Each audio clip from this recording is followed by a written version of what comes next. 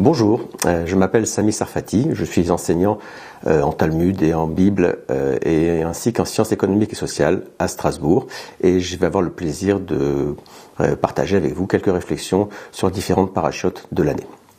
La sidra par laquelle nous allons commencer aujourd'hui s'appelle Chaye Sarah, la vie de Sarah. Pour la résumer à grands traits, la première partie parle de la mort de Sarah et de toutes les démarches entreprises par Abraham pour l'enterrer, tandis que la deuxième partie développe de manière extrêmement détaillée la mission du serviteur d'Abraham pour aller chercher une épouse pour le fils Yitzhak. Dans cette première partie, qui va nous intéresser plus particulièrement aujourd'hui, on voit Abraham déployer des efforts énormes pour acquérir un terrain et une grotte pour y enterrer Sarah, la fameuse grotte appelée Maharat Amarpela, au lieu de profiter de la proposition des autochtones qui lui avaient dit « enterre ton mort » dans un des caveaux privés de la région. Il finira par dépenser une fortune pour cet achat, le propriétaire du terrain profitant de la situation pour lui extorquer une somme exorbitante. Ainsi, notre sidra semble de prime abord nous raconter des histoires avec force de détails dont on ne saisit pas d'emblée l'intérêt, à tel point que concernant le deuxième épisode, celui où le serviteur va chercher une épouse pour Yitzhak, eh bien, les sages nous diront que la conversation des serviteurs des patriarches est plus précieuse que la Torah des enfants, pour lesquels il y a parfois des allusions extrêmement fines et extrêmement délicates pour apprendre des lois, tandis que cette conversation du serviteur sera répétée 2 fois, on en reparlera plus tard. Ainsi, donc, on peut se poser une question qui est une question assez fondamentale et qui sera reprise par Rashi dans un instant, qui nous interpelle sur la place et le rôle dans le corpus de la Torah de ces histoires. En effet, la Torah est a priori un recueil de commandements qui ordonnent et qui nous prescrivent des comportements. Et la place de ces histoires dans un tel corpus, surtout si on ajoute cette remarque sur le fait que le livre de Bereshit traite essentiellement de la vie des patriarches, et qu'on ne nous raconte a priori qu'une infime partie de leur existence, surtout si on considère la durée de leur vie. Cela renforce donc notre question sur la pertinence de ce récit. Cette question est tellement forte que c'est même celle que Rashi soulevait au tout début du livre de Bereshit, dans son tout premier commentaire, où il posait la question suivante. En fait, la Torah aurait dû commencer par le chapitre 12 du livre de Shemot, qui relate la première mitzvah de la Torah, à savoir celle de la sanctification de la nouvelle lune. Or, la réponse de Rashi sur place, qui en fait expose que ce récit du début de la création était nécessaire pour valider la force et la puissance du Créateur et ainsi assurer une légitimité du peuple juif sur sa terre, ne nous apporte pas une réponse suffisante quant à cette question de savoir pourquoi le récit de l'enterrement de Sarah est pertinent ici. Et donc, nous, on peut reprendre cette question. Pourquoi le récit de la Maharat Amarpela est-il tellement important? Pourquoi Abraham tenait-il tellement à acquérir ce caveau? Et pourquoi la Torah y consacre tant de versets? Avant de proposer une démarche pour résoudre un peu ces questions, je voudrais mentionner une controverse qui est de nature à éclairer notre questionnement. Cette controverse s'est déroulée au temps du Rashba, Rabbi Shlomo ben Aderet, au tout début du XIVe siècle. Le Rashba étant un des plus grands décisionnaires de son époque, élève de Nachmanide, de l'école des fameux Rishonim espagnols.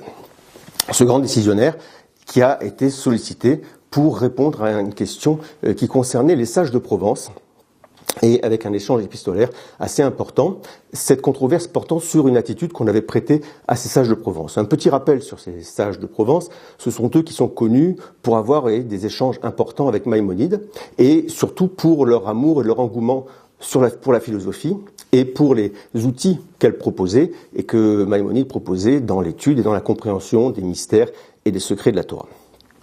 Et il faut savoir qu'à cette époque, il y a des controverses radicales déjà qui existaient sur cette possibilité ou cette démarche philosophique de convoquer la philosophie pour aider à comprendre certains passages difficiles de la Torah. Et de grands sages de l'époque, contrairement à Maïmonide, se levaient fortement contre ça. On peut penser par exemple à l'autodafé du Guide des Égarés. Et c'est dans cette ambiance que s'inscrit la controverse qui nous intéresse ici.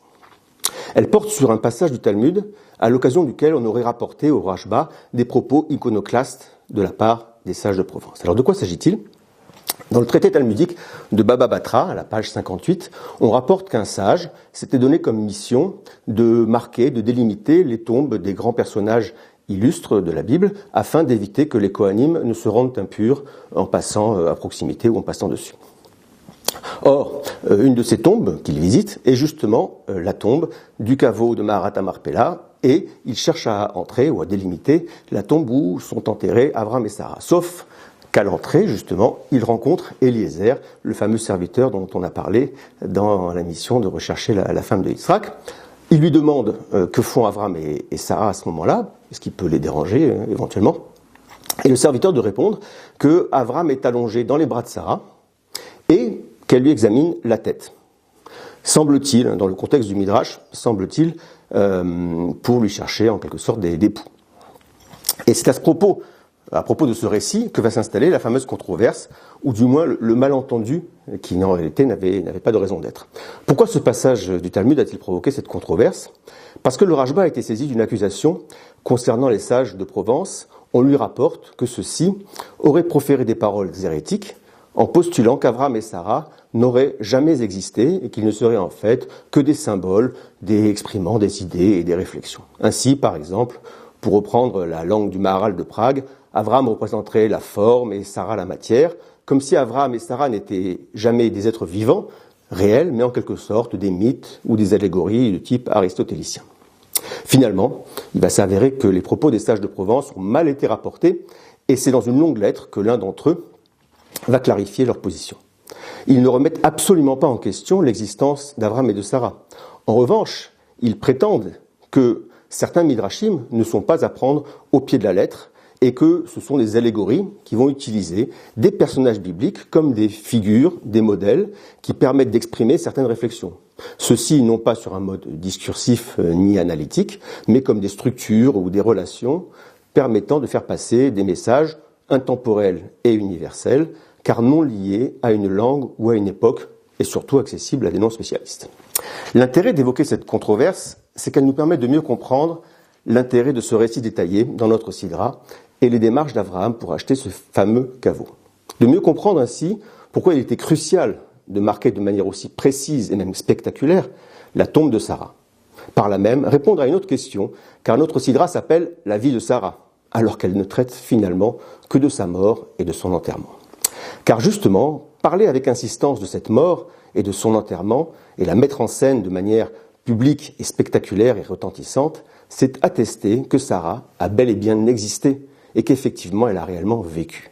Dès lors, ce qu'on sait d'elle, de ses actions, de son impact, prend une toute autre dimension. Tout d'abord, en termes de l'exemplarité que peuvent représenter les êtres exceptionnels comme les patriarches, les matriarches ou les autres personnages bibliques.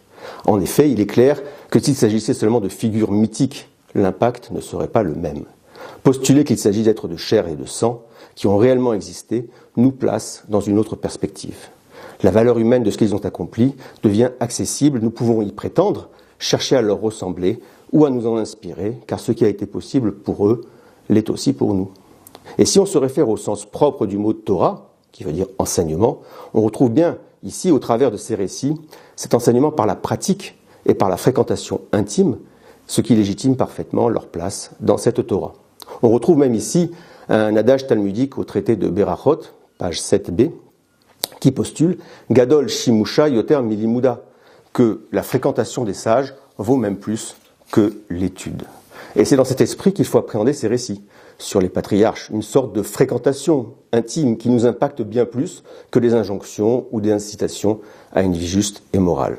On comprend aussi bien mieux la remarque de nos sages sur la conversation des serviteurs des patriarches. En effet, pour ce qui concerne les lois, qu'elles soient prononcées clairement ou apprises par différents procédés herméneutiques, ne changent pas le résultat ni notre pratique. En revanche, la possibilité d'assister aux actions, aux comportements exemplaires au sens propre du terme des grands personnages nous impressionne et nous marque davantage. Cette première réponse, même si elle se dit à propos de Sarah, ne la concerne pas directement et en tant que femme, mais tout simplement en tant que personnage d'envergure. Je voudrais donc proposer une deuxième réponse à notre question sur la pertinence de ce récit, une réponse qui fait résonner une autre dimension. Une dimension tout à fait moderne et novatrice pour l'époque, En effet, même si cela peut sembler une remarque banale, au moins à nos yeux contemporains, il faut noter qu'il s'agit dans toute cette histoire de la tombe d'une femme. Quand on sait la place des femmes dans l'Antiquité, on mesure combien ce geste est révolutionnaire. Ce n'est pas Yitzhak, le fils d'Abraham, qui a acheté ce caveau pour y enterrer ce père illustre. C'est bel et bien Abraham lui-même qui agit ici avec toute sa puissance, tous ses moyens pour enterrer son épouse. Mais pour bien mesurer la portée de ce point, il faut revenir sur un épisode antérieur. On sait qu'Abraham a longtemps et ardemment désiré une descendance. Son fils Ishmaël est né grâce à la générosité et à l'abnégation de Sarah lorsqu'elle lui a proposé d'épouser sa suivante Agar.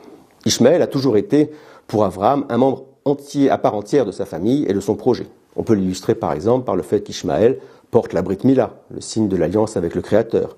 Et puis, le fait que lorsqu'Abraham a reçu l'injonction de sacrifier son fils, il a tout d'abord pensé qu'il s'agissait d'Ishmaël, jusqu'à ce qu'Hachem le détrompe au bout de l'argumentation.